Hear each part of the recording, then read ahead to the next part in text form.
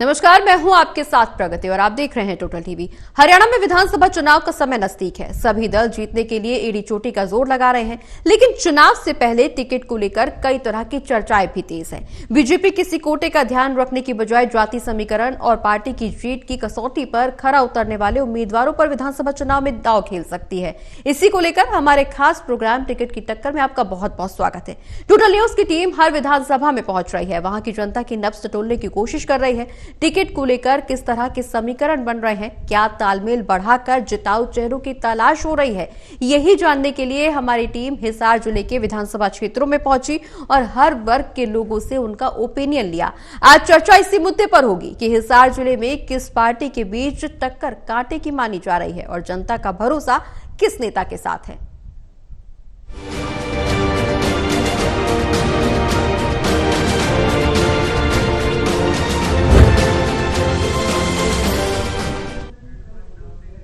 तो टिकट की टक्कर में कौन से उम्मीदवार जनता की नजरों पर, जनता की कसौटी पर, जनता की उम्मीदों पर खरे उतर रहे हैं, इस पर चर्चा करने के लिए हमारे साथ आज पैनल में जुड़े हैं वरिष्ठ पत्रकार वीरेंद्र सोनी जी, एसोसिएट एडिटर देवेंद्र कथुरिया जी और associate editor doctor Mahesh Kumar ji. आप सभी का बहुत बहुत स्वागत है।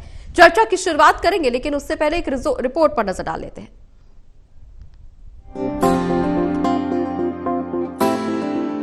हरियाणा में विधानसभा चुनाव का समय नजदीक आ चुका है। सभी दलों ने ईड़ी चोटी का जोर लगाना शुरू कर दिया है। ऐसे में टिकट को लेकर पार्टियों के अंदर हलचल तेज हो गई है। हरियाणा बीजेपी में करीब दर्जन भर नेता ऐसे हैं जो अपने सगे संबंधियों के लिए टिकट मांग रहे हैं और सबसे बड़ी बात तो ये है कि ये लोग ऐसे हैं जो अपने संबंधियों को जिताने में सक्षम भी है। दूसरी बात तो ये भी है कि अगर इनके लोगों को टिकट नहीं मिला तो इन लोगों के तटस्थ होने का डर भी है।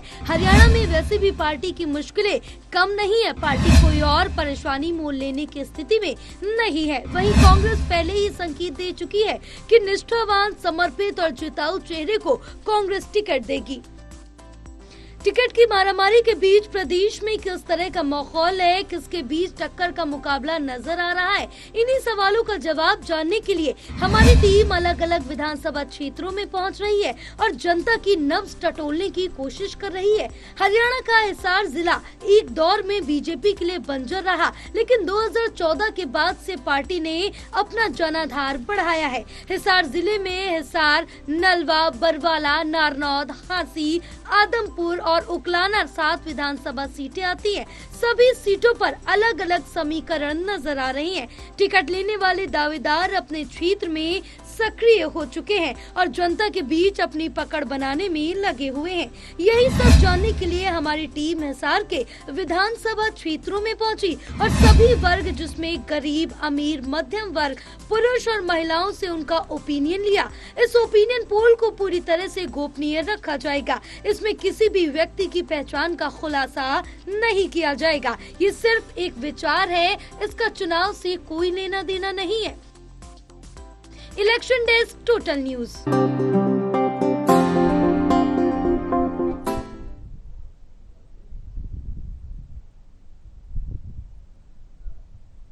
तो चुनाव से पहले टिकट की टक्कर पर चर्चाएं तेज हैं। जनता ने अपने उम्मीदवार का नाम साफ कर दिया है। सबसे पहले अगर हम हिसार जिले की बात करें तो हिसार जिले में आज जो चर्चा होगी वो हिसार, नारनौद, नलवा और बरवाला से होगी। सबसे पहले शुरुआत देवेंद्र जी आपसे करेंगे चर्चा हिसार की, चूंकि हिसार में लगातार बीजेपी का कब्जा देखने को मिला है। अगर हम 2009 की बात करें, 2019 की बात करें, 2014 की बात करें तो यहाँ बीजेपी और कांग्रेस के बीच में कांटे की टक्कर देखने को मिल रही है। हिसार में क्या कुछ समीकरण निकल करके सामने आएंगे? क्योंकि अगर हम हिसार के उम्मीदवारों पर जिक्र करें तो सावित्री जिंदल, डॉक्टर कमल गुप्ता, तरुण जैन और रवि सैनी, ये 4 नाम ऐसे हैं जिन पर जनता ने अपनी दावेदारी पेश की, जनता की तरफ से मोहर लगाई गई है इन 4 नामों में भी, और उसमें भी सावित्री जिंदल एक ऐसा नाम है जिनकी स्थिति बीजेपी में काफी मजबूत मानी जा रही है। अगर बीजेपी हिसार से सावित्री जिंदल को चुनावी मैदान में उतारती है तो कांग्रेस के लिए कितना चुनौतीपूर्ण विधानसभा चुनाव होने वाला है? देवेंद्र जी।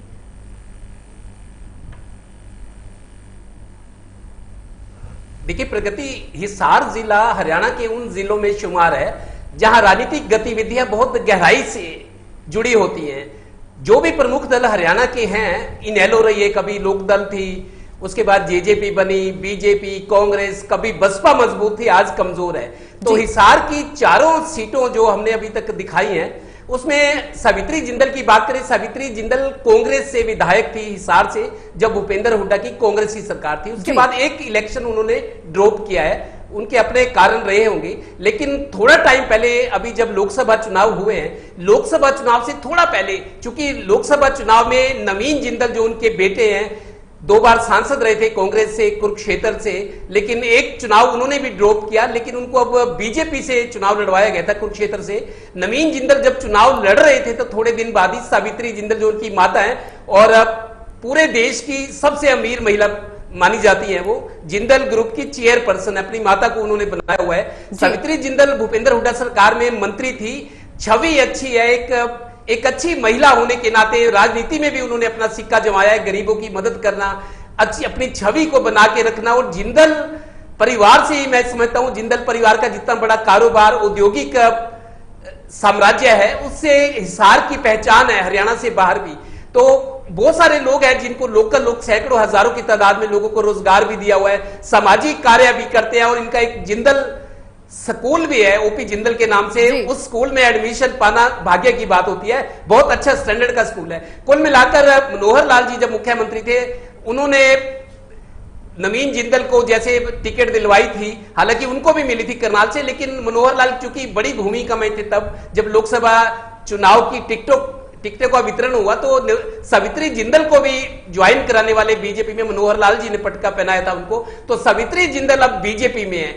सवाल यह है कि सावित्री जिंदल को अगर बीजेपी चुनाव लड़वाती है तो बहुत ज्यादा मुमकिन है कि सीट बीजेपी जीतेगी। लेकिन सवाल यह कि उनकी 73 साल की उम्र है, उम्र ज्यादा उनकी है, ये उनको शायद उम्र के लिहाज से देखें तो बीजेपी के अपने कुछ पैरामीटर्स है कि 70 साल से ऊपर को टिकट देना है नहीं देना, वो पार्लियामेंट्री बोर्ड फैसला करता है। वैसे देखें तो सावित्री जिंदल सबसे सशक्त उम्मीदवार है और संभावित देवेंद्र जी सावित्री जिंदल का नाम का जिक्र कर रहे हैं, सशक्त उम्मीदवार जरूर हैं, लेकिन इसमें बीजेपी के अपने कुछ पैरामीटर्स हैं। उम्र एक बड़ा ड्रॉबैक हो सकता है, हालांकि आखिरी फैसला पार्टी का ही होगा। लेकिन महेश जी, यहाँ पर समझने वाली बात यह भी है कि चूंकि कांग्रेस के अगर उम्मीदवारों का जिक्र करें, बीजेपी के उम्मीदवारों पर चर्चा हम बाद में भी करेंगे, लेकिन कांग्रेस के उम्मीदवारों का अगर हम बात करें, हिसार में कांग्रेस उम्मीदवार के नाम पर हनुमान एरिन का नाम सबसे पहले यहाँ जनता की तरफ से सामने आ रहा है। जनता की उम्मीद हनुमान एरिन पर सबसे ज्यादा है। इसके अलावा अशोक गोयल, मंगालीवाला, बजरंगदास गर्ग, ये तमाम नाम भी चर्चा में हैं। तो अगर सावित्री जिंदल बीजेपी की तरफ से चुनावी मैदान में होती हैं और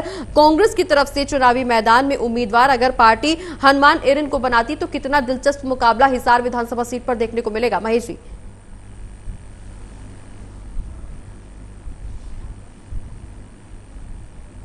देखिए, सावित्री जिंदल बहुत बड़ा नाम है, न सिर्फ हिसार विधानसभा क्षेत्र के लिए बल्कि हरियाणा की राजनीति के लिए। और खासकर वैश्य समाज का मैं जिक्र करूं तो वैश्य समाज का भी कह सकता हूं कि न सिर्फ हरियाणा प्रदेश बल्कि देश में एक सबसे बड़ा चेहरा जिंदल परिवार का माना जा सकता है, क्योंकि बाकी जो परिवार हैं वैश्य समाज से जुड़े, वो राजनीति में सीधे रूप से सक्रिय नहीं है। लेकिन जिंदल परिवार का जिक्र किया जाए तो यहाँ पर चाहे उनके बेटे नवीन जिंदल के रूप में, चाहे माता सावित्री जिंदल के रूप में, सबसे बड़ा अगर कोई राजनीतिक घराना है जो कि औद्योगिक घराना भी माना जाता है, तो ऐसे में जिंदल परिवार ही हरियाणा प्रदेश और उसके बाद देश का सबसे बड़ा राजनीतिक घराना है। वैश्य समाज को प्रतिनिधित्व देने का काम सावित्री जिंदल करती हैं। लेकिन अब खास बात यह है कि क्या उनके बेटे को सांसद बनाया जा चुका है, चुनाव जीत चुके हैं कुरुक्षेत्र से नवीन जिंदल, तो क्या बेटा सांसद और माता को विधायक बनाने का काम भारतीय जनता पार्टी कर सकती है? और यह भी खास बात है कि अगर विधायक चुनी जाती है सावित्री जिंदल भारतीय जनता पार्टी के टिकट पर, तो उन्हें सिर्फ विधायक नहीं रखा जा सकता। ना तो कांग्रेस पार्टी ये काम कर पाई, क्योंकि सरकारें चलाने का काम, राजनीतिक दलों को आर्थिक सहयोग देने का काम जिंदल परिवार हमेशा से करता रहा है। ना सिर्फ अपने राजनीतिक दल को, यानी पहले जिंदल परिवार कांग्रेस पार्टी में था तब भी बाकी राजनीतिक दलों को, जिसमें भारतीय जनता पार्टी भी शुमार है, तमाम दूसरे राजनीतिक दल शुमार है, चुनावी चंदा इस परिवार की तरफ से दिया जाता था। कांग्रेस में रहकर भी दूसरे राजनीतिक दलों को चुनावी चंदा इस औद्योगिक परिवार की तरफ से दिया जाता, राजनीतिक परिवार की तरफ से दिया जाता। अब चूंकि भारतीय जनता पार्टी में ये शामिल हो चुके हैं, लेकिन खास बात यह कि ऐन मौके पर, यानी लोकसभा चुनाव से ठीक पहले यहां पर सावित्री जिंदल जो है वो कांग्रेसी से भाजपाई बन गई। अब परेशानी यह है कि लेयर 2 जो है हिसार विधानसभा क्षेत्र में कभी भी तैयार नहीं की गई थी, और जिंदल परिवार ने, मुझे लगता है कि इस तरह की कभी कोई जरूरत भी नहीं नहीं समझी, किसी और को उभरने का मौका नहीं मिला। जिंदल परिवार चूंकि 25-30 सालों से लगातार चुनाव जीतता भी रहा और बीते 2 चुनावों का जिक्र करें तो पिछला चुनाव सावित्री जिंदल ने लड़ा नहीं और उससे पिछला चुनाव जो है सावित्री जिंदल को हार का सामना करना पड़ा था। मुझे लगता है कि इसी वजह से एक चुनाव उन्होंने छोड़ने का काम किया। अब अच्छी खासी संभावना यहां पर जिंदल परिवार के लिए भारतीय जनता पार्टी में भी नजर आ रही है और कांग्रेस पार्टी की सबसे बड़ी चिंता ये है कि लेयर 2 की जो लीडरशिप है वो हिसार विधानसभा क्षेत्र में कभी नहीं पनपी, जिसकी वजह से यहां जिंदल परिवार के सामने कोई भी कांग्रेस पार्टी का उम्मीदवार जो है उसके अस्तित्व को लेकर सवाल जरूर पैदा होगा, क्योंकि बहुत बड़ा घराना है। तो ऐसे में यहां एक लीडरशिप का अभाव जो है कांग्रेस पार्टी को झेलना पड़ रहा है। ये सही बात है कि यहां भारतीय कांग्रेस पार्टी के उम्मीदवार के रूप में हनुमान एरन और उनकी धर्मपत्नी जो है रेखा एरन नगर निगम का चुनाव भी लड़ चुकी है। दोनों एक साथ राजनीति करते हैं, दोनों खुद ही अपना जो उम्मीदवारों को लेकर जो नामांकन दाखिल किए जा रहे हैं, कह रहे हैं कि कांग्रेस पार्टी में जो आवेदन करवाए जा रहे हैं उसमें उनकी धर्मपत्नी रेखा एरन ने भी आवेदन किया है, खुद हनुमान एरन ने आवेदन किया है और आज कल जो है टोटल टीवी के सर्वे में दोनों को सबसे ऊपरी पायदान पर दिखाया गया था। उस ऊपरी पायदान पर हनुमान एरन का नाम था। तो आज प्रेस कॉन्फ्रेंस कर पूरे हिसार के लोगों के सामने ये एक जग जाहिर बात कर दी गई है हनुमान एरन की तरफ से कि सक्रिय राजनीति में वो लगातार बने हुए हैं, कांग्रेस पार्टी के साथ हैं और हर हाल में कांग्रेस पार्टी के साथ रहेंगे, चाहे वो उन्हें टिकट मिले या ना मिले, लेकिन कांग्रेस पार्टी के उम्मीदवार का साथ वो हर हाल में देंगे। और चुनावी मैदान में न सिर्फ हिसार विधानसभा क्षेत्र बल्कि हिसार जिले की 7 सीटों पर कांग्रेस पार्टी के लिए प्रचार प्रसार करेंगे। ये यहाँ पर एरन परिवार की तरफ से प्रेस कॉन्फ्रेंस के जरिए बात सामने रखी गई है। तो कह सकते हैं कि जरूर यहां पर चेहरों के अस्तित्व को लेकर सवाल तो आ सकता है, कहां जिंदल परिवार और कहां उनके सामने कोई भी दूसरा चेहरा आएगा तो उसे पहचान को लेकर परेशानी का सामना तो जरूर करना पड़ेगा। लेकिन यहां हनुमान एरन परिवार कड़ी चुनौती देने का जिक्र जरूर कर रहा है, जनता से कनेक्ट करने का जिक्र कर रहा है। बिल्कुल महेश जी, चुनौती का जिक्र यहां कांग्रेस की तरफ से जरूर किया जा रहा है, लेकिन अब आखिरी फैसला पार्टी का होगा कि चुनावी मैदान में कौन होगा और अगला कदम पार्टी का क्या कुछ होने वाला है, क्योंकि हिसार में विधानसभा में स्थिति बिल्कुल दिलचस्प देखने को मिल रही है। आगे बढ़ते हैं, अगर नारनौद का जिक्र करें वीरेंद्र जी, तो नारनौद में 2009 की बात करें तो इनेलो से सरोज जीते थे। इसके अलावा 2014 में बीजेपी से कैप्टन अभिमन्यु ने जीत हासिल की थी। वहीं 2019 का जिक्र करें तो जेजेपी से रामकुमार गौतम ने जीत हासिल की थी। नारनौद में अभी तक बीजेपी की स्थिति बेहद चुनौतीपूर्ण बनी हुई है। इस बार की विधानसभा में हालांकि दावा बीजेपी की तरफ से जरूर किया जा रहा है जीत का, लेकिन नारनौद में बीजेपी के संभावित उम्मीदवारों का अगर हम बात करें तो कैप्टन अभिमन्यु, विजेंद्र लोहान और हेमंत शर्मा मसूदपुरा, ये 3 नाम चर्चा में है, जिस पर सबसे ज्यादा जो स्थिति मजबूत है वो कैप्टन अभिमन्यु की है। हालांकि अभी तक बीजेपी ने नारनौद में बहुत अच्छी स्थिति नहीं बनाई हुई है, लेकिन अगर कैप्टन अभिमन्यु पर दांव खेला जाता है तो बीजेपी के लिए कितना फायदा होगा? देखिए, भारतीय जनता पार्टी ने यह तय करना है कि कैप्टन अभिमन्यु की इस विधानसभा चुनाव में क्या भूमिका रहने वाली है। देखिए, 2014 का चुनाव लड़ चुके और मतलब ये स्थिति बनी हुई है कि अगर नायब सैनी मुख्यमंत्री पद का चेहरा है तो कैप्टन अभिमन्यु वरिष्ठ नेता है, तो उनकी भूमिका क्या हो, क्या उनको चुनाव में जाना है या नहीं जाना, या चुनाव लड़ना है या लड़वाना है।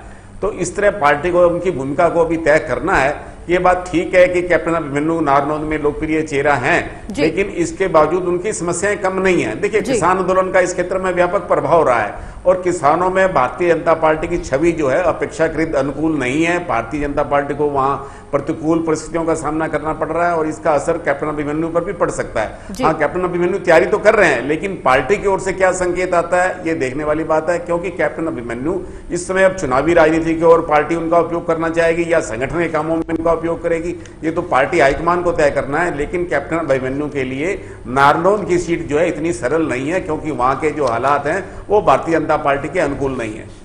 बिल्कुल, भारतीय जनता पार्टी के अनुकूल नहीं है वहां के हालात, लेकिन देवेंद्र जी, जिस तरह से अगर हम कांग्रेस का जिक्र करें तो कांग्रेस के संभावित उम्मीदवार जो नारनौद विधानसभा से सामने आ रहे हैं वो डॉक्टर अजय चौधरी, उनका नाम सामने आया, जस्सी पेटवार और राजबीर मोर। ये 3 नामों का जिक्र जनता की तरफ से सबसे ज्यादा किया गया और उसमें भी जनता की जो कसौटी पर खरे उतरे हैं कांग्रेस की तरफ से, उनका नाम है डॉक्टर अजय चौधरी, जो सबसे ज्यादा जनता ने भरोसा जताया। इनकी मजबूत स्थिति कांग्रेस में देखने को मिल रही है। अगर हम एक तरफ बात इधर करें अजय चौधरी की और दूसरी तरफ बात करें कैप्टन अभिमन्यु की, तो कितना दिलचस्प मुकाबला नारनौद विधानसभा में देखने को मिल सकता है? देवेंद्र जी, देखिए, प्रगति नारनौद की बात करें 2019 का चुनाव, तब कैप्टन अभिमन्यु वित्त मंत्री थे जो पहला चुनाव 14 से 19 तक जीते, लेकिन पिछले चुनाव में 2019 के विधानसभा चुनाव में 9 मंत्री बीजेपी के चुनाव हारे थे, जिनमें कैप्टन अभिमन्यु में एक बड़ा नाम था। वित्त मंत्री थे, बहुत कदावर नेता हैं, एक बड़े इंडस्ट्रियलिस्ट भी हैं और राजनीति में भी उनका कद बीजेपी में बड़ा है, लेकिन 2019 का चुनाव वो हार गए थे नारनौंद से। अब बात यह है कि कांग्रेस के जो हम अजय चौधरी की बात करें वो मजबूत आए हैं सर्वे में। दरअसल जो मौजूदा राजनीतिक परिस्थितियां प्रगति, मेरे को लगता है कांग्रेस की चर्चा हो रही है कि कांग्रेस मजबूत है, मजबूत हो रही है। और लोकसभा चुनाव में भी कैप्टन अभिमन्यु टिकट मांग रहे थे, पूरी कोशिश की उन्होंने हिसार से, लेकिन वो टिकट उनको नहीं मिला और पिछला चुनाव वो हार गए थे। अब उनको मुख्य धारा में बनाए रखने के लिए पार्टी हो सकता है उनको चुनाव लड़वा दे। कैप्टन अभिमन्यु बड़ा नाम है, लेकिन खतरा अब वो एंटी इनकम्बेंसी वाला है, क्योंकि नारनौंद की सीट जो है जाट बहुल सीट है, जाट फैसला करते हैं और जाटों की धमक भी दिखाई देती है जहां जहां जाट बहुमत में, जहां जाट डोमिनेट करते हैं। अगर कैप्टन अभिमन्यु को लड़ाया जाता है तो खतरा ये ना हो कि शायद चुनाव जीते ना जीते, क्योंकि एंटी इनकम्बेंसी वाला फैक्टर आ रहा है, फिर जाट मतदाताओं की निर्णायक भूमिका रहेगी नारनौंद सीट पर। हालांकि रामकुमार गौतम जीते थे, वो नॉन जाट थे उस समीकरणों के हिसाब से, लेकिन अगर कैप्टन अभिमन्यु को पार्टी टिकट देती है तो बहुत ज्यादा जोर लगाना पड़ेगा। उधर कांग्रेस मजबूत स्थिति में आ रही, डॉक्टर जैसे अजय यादव है, उनको अच्छा सर्वे में स्कोर उनका है और कांग्रेस को लेकर रुझान भी है, कांग्रेस एज भी ले रही है और मुकाबला कांग्रेस बीजेपी के बीच है। तो बीजेपी को कैप्टन अभिमन्यु के मामले में बहुत सोच समझकर कदम उठाना होगा, फैसला लेने से पहले अच्छी तरह से सोचना होगा कि एडवर्स परिणाम ना आ जाए कहीं। बिल्कुल, फैसला लेने से पहले निश्चित तौर पर सभी पार्टियों को सोचना पड़ेगा। महेश जी, नलवा का जिक्र करें अगर तो नलवा में 2009 में कांग्रेस से संपत राय ने जीत हासिल की। इसके अलावा 2014 की बात करें तो इनेलो से रणवीर सिंह गंगवा ने जीत हासिल की। वहीं 2024 का जिक्र करें तो 24 में लगातार बीजेपी की यहां पर मजबूती देखने को मिल रही है। अभी तक स्थिति बीजेपी के पक्ष में नजर आ रही है, लेकिन कांग्रेस के लिए कितना चुनौतीपूर्ण है? अगर बीजेपी के संभावित उम्मीदवार नलवा से उन पर नजर डाले तो कहीं ना कहीं रणवीर गंगवा, कृष्ण सरसाना, रणधीर पनिहार और तमाम नामों का जिक्र है, लेकिन सबसे 3 नाम जो सबसे ज्यादा चर्चा में है वो है रणवीर गंगवा, कृष्ण सरसाना और रणधीर पनिहार, जिसमें भी रणवीर गंगवा पर सबसे ज्यादा जनता भरोसा कर रही है। अगर चुनावी मैदान में बीजेपी की तरफ से रणवीर गंगवा को उतारा जाता है नलवा विधानसभा क्षेत्र से, तो बीजेपी को कितना फायदा होने वाला है?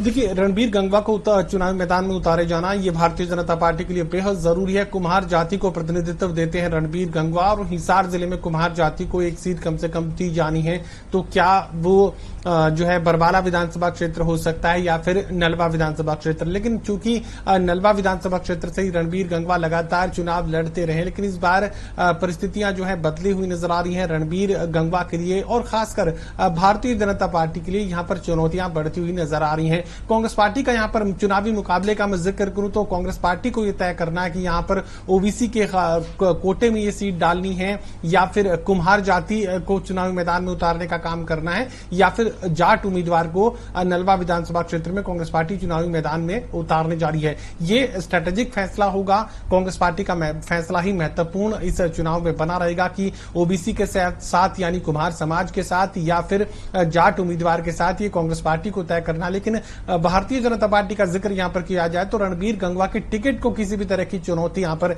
नजर नहीं आ रही। चुनौती मिल रही थी रणबीर गंगवा से कुलदीप बिश्नोई के सबसे खास माने जाते हैं और कुलदीप बिश्नोई अब भारतीय जनता पार्टी का हिस्सा बन चुके हैं। लेकिन यहां रणबीर गंगवा को लेकर सबसे बड़ी परेशानी यह आ रही है यहां रणधीर पनिहार को कि 72% से ज्यादा जो वोटर्स हैं, जो बीजेपी को पसंद करने वाले वोटर्स हैं, वो रणबीर गंगवा को ही पसंद कर रहे हैं। अगर कहीं किसी भी तौर तरीके से रणबीर गंगवा की टिकट कटवाकर रणधीर पनिहार अगर बीजेपी का टिकट नलवा विधानसभा क्षेत्र में हासिल कर भी ले तो उनकी सबसे बड़ी परेशानी तो ये हो जाएगी कि बीजेपी को पसंद करने वाले लोग यहां रणधीर पनिहार को पसंद नहीं कर रहे हैं। करीब 16% के करीब जो वोट है वो यहां पर हासिल हुआ है रणधीर पनिहार को, यानी बीजेपी का कोर वोटर यहां रणधीर पनिहार को स्वीकार नहीं करेगा। टिकट अगर मिली भी तो जीत की मंजिल तक रणधीर पनिहार नहीं पहुंच पाएंगे और भारतीय जनता पार्टी के सर्वे में भी यह आसानी से समझा जा सकेगा कि यहाँ जो बीजेपी का वोटर है वो रणधीर पनिहार के साथ कनेक्ट नहीं कर रहा है। तो यकीनन मैं ये बात कह सकता हूं कि नलवा विधानसभा क्षेत्र में रणबीर गंगवा जो कि हरियाणा की मौजूदा विधानसभा में डेप्यूटी स्पीकर के पद पर काबिज है, उन पर ही भारतीय जनता पार्टी को दाव खेलना होगा और सबसे सुरक्षित दाव भी भारतीय जनता पार्टी के लिए वही कहलाएगा। कांग्रेस पार्टी को तय करना है कि जाट या फिर कुम्हार उम्मीदवार। बिल्कुल वीरेंद्र जी, इस बीच अगर हम कांग्रेस के उम्मीदवारों का जिक्र करें तो कांग्रेस के संभावित नाम है प्रोफेसर संपत सिंह, श्रवण कुमार वर्मा, धर्मवीर गोयल। ये जो 3 नाम सबसे ज्यादा चर्चा में है। इसमें भी प्रोफेसर संपत सिंह पर 30% से ज्यादा लोगों ने भरोसा जताया है। अगर कांग्रेस की तरफ से प्रोफेसर संपत सिंह पर दांव खेला जाता है तो क्या बीजेपी की स्थिति में कुछ चुनौतीपूर्ण देखने को मिलेगा? क्योंकि निश्चित तौर पर रणबीर गंगवा की स्थिति बेहद अच्छी मानी जा रही है। इसमें कोई दो राय नहीं, रणबीर गंगवा लोकप्रिय हैं, लेकिन प्रोफेसर संपत सिंह भी उतना बड़ा चेहरा है। प्रोफेसर संपत सिंह गृह मंत्री भी रह चुके हैं, कई विभागों में मंत्री रह चुके हैं, और देखिए अब कांग्रेस से रहते हुए तो वो नहीं जीत पाए, लेकिन इंडियन नेशनल लोकदल में उनका काफी बड़ा योगदान रहा है। चौधरी देवीलाल जी काफी नजदीकी रहे, लेकिन अब आयु के आधार पर देखें तो हो सकता है कि वो अपने बेटे गौरव संपत सिंह को लड़ाना चाहें, ये तो पार्टी तय करेगी। लेकिन संपत सिंह का भी बहुत बड़ा नाम है, लोकप्रियता है, और इसके अलावा देखिए रणबीर गंगवा अब भी सक्रिय हैं, और अब भी सक्रियता के साथ साथ उनका अपने समाज में व्यापक प्रभाव भी है।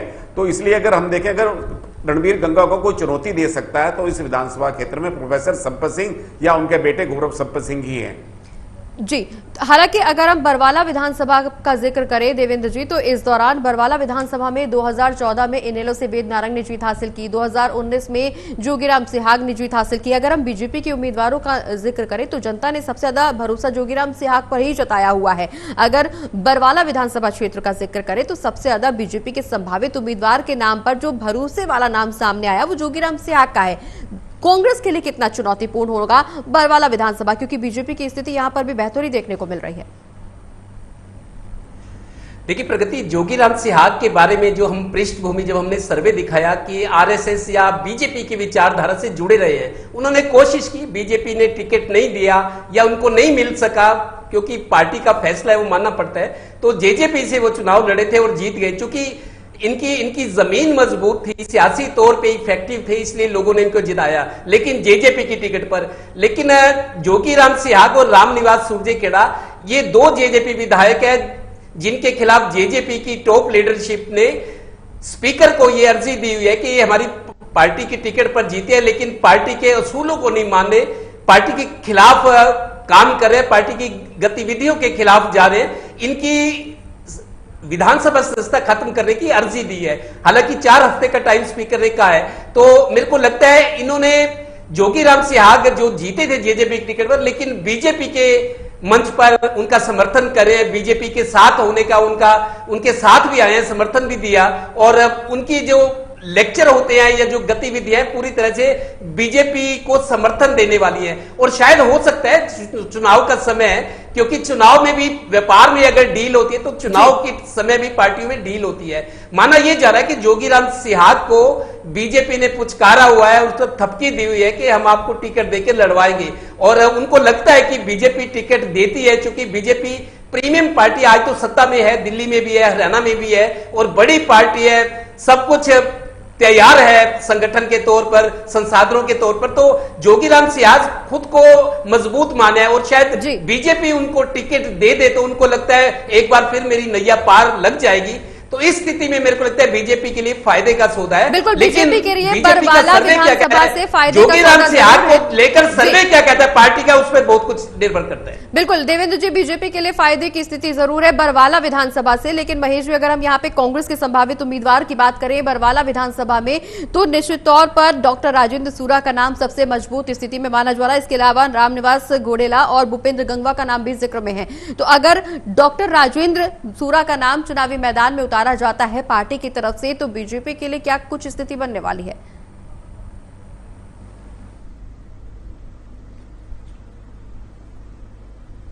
देखिए, जैसा कि मैं नलवा विधानसभा क्षेत्र को लेकर जिक्र कर रहा था कि कांग्रेस पार्टी को यहां पर तय करना है कि जाट उम्मीदवार या फिर कुम्हार उम्मीदवार, इसका वाइस वर्सा इक्वेशन को अगर हिसार जिले में समझने की कोशिश की जाए तो फिर बरवाला विधानसभा क्षेत्र है। बरवाला विधानसभा क्षेत्र में अगर जाट उम्मीदवार को कांग्रेस पार्टी चुनाव मैदान में उतारती है तो नलवा विधानसभा क्षेत्र में कुम्हार को उतारा जाएगा, और अगर नलवा विधानसभा क्षेत्र में जाट उम्मीदवार को कांग्रेस पार्टी टिकट देकर चुनावी मैदान में उतारने का काम करती है, तो फिर बरवाला विधानसभा क्षेत्र में कुम्हार उम्मीदवार को चुनावी मैदान में उतारने का काम किया जाएगा। अगर स्ट्रैटेजिक डिसीजन कांग्रेस पार्टी का जातिगत समीकरणों के लिहाज से ये होता कि जाट को जो है टिकट बरवाला विधानसभा क्षेत्र से दिया जाना है, तो फिर डॉक्टर राजेंद्र सूरा ही सबसे पहले विकल्प के रूप में पहचाने जाएंगे। न सिर्फ हिसार, न सिर्फ हरियाणा, बल्कि देश के कई राज्यों में महत्वपूर्ण भूमिका डॉक्टर राजेंद्र सूरा ने निभाई थी। राकेश टिकैत के दोस्त हैं, किसान नेता युद्धवीर सिंह के बेहद करीबी माने जाते हैं। तो किसान नेताओं से नजदीकियां और बिल्कुल किसान नेताओं से नजदीकियां जरूर है, लेकिन अब देखना ये होगा कि पार्टी का आखिरी फैसला क्या कुछ होगा। चूंकि सभी दलों ने एडी चोटी का जोर लगाना शुरू कर दिया है, ऐसे में टिकट को लेकर पार्टियों की तरफ से क्या कुछ आखिरी फैसला होगा, ये देखना बेहद दिलचस्प होने वाला है। बहुत बहुत शुक्रिया आप सभी का चर्चा में शामिल होने के लिए।